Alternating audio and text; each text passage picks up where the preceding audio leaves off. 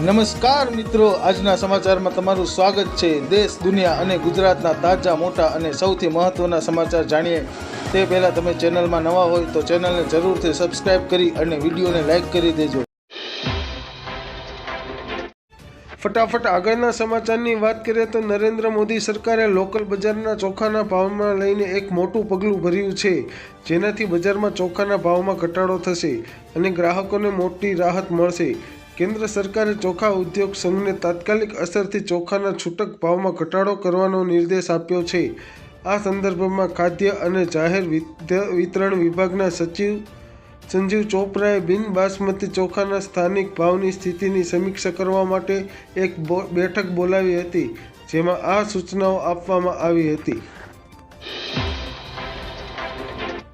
આગળના સમાચારની વાત કરીએ તો ગુજરાતમાં કોરોનાની એન્ટ્રી થતાં આરોગ્ય વિભાગ સતર્ક થઈ જવા પામ્યું છે। ગાંધીનગરમાં કોરોનાના 2 કેસ નોંધાતા આરોગ્ય વિભાગ દ્વારા સતર્કતાના ભાગરૂપે મહિલાના સંપર્કમાં આવેલા તમામ કોરોનાના સેમ્પલ લઈ તપાસ અર્થે મોકલ્યા છે। કોરોના પોઝિટિવ આવેલ બંને વ્યક્તિ દક્ષિણ ભારતના પ્રવાસે ગયા હોવાનું પણ પૂછપરછમાં સામે આવ્યું છે। કોરોના પોઝિટિવ આવેલ બંને મહિલા સેક્ટર 6ના રહેવાસી છે। સેમ્પલ લઈ જીનોમ સિક્વન્સ માટે મોકલી આપવામાં આવ્યા છે। ફટાફટ આગળના સમાચારની વાત કરીએ તો IPL 2024માં ઓસ્ટ્રેલિયાના 2 ખેલાડીઓએ ઇતિહાસ રચ્યો છે। ઓસ્ટ્રેલિયાના ફાસ્ટ બોલર મિચેલ સ્ટાર્ક અને કેપ્ટન પેટ કમિન્સ IPLના સૌથી મોંઘા ખેલાડીઓ બન્યા છે।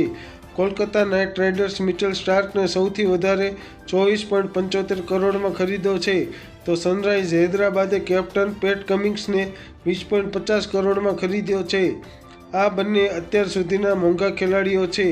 કોઈ તેમનો રેકોર્ડ તોડે એવું લાગતું નથી। આગળના સમાચારની વાત કરીએ તો જૂનાગઢમાં એક અજીબ છેતરપિંડીની ઘટના સામે આવી છે।